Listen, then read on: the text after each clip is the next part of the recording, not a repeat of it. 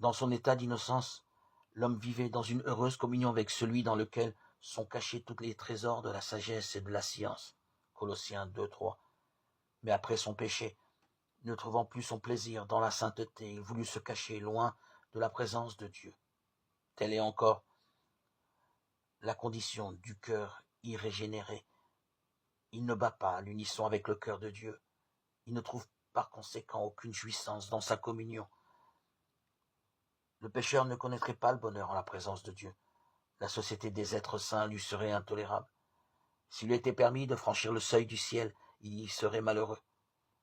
L'esprit de complet désintéressement qui règne en ce lieu, où tous les êtres sont en harmonie avec l'amour infini, ne ferait vibrer dans son cœur aucune corde sensible. Ses pensées, ses intérêts, ses mobiles seraient en opposition avec ceux de tous ses habitants. Il serait une note discordante dans la mélodie du ciel. Le ciel serait pour lui un lieu de torture. Sa seule pensée serait de s'éloigner de la face de celui qui en est la lumière et la joie. Ce n'est pas un décret arbitraire de la part de Dieu qui interdit l'accès du ciel aux méchants. Ils en sont exclus par leur incapacité de jouir de la compagnie de ses habitants.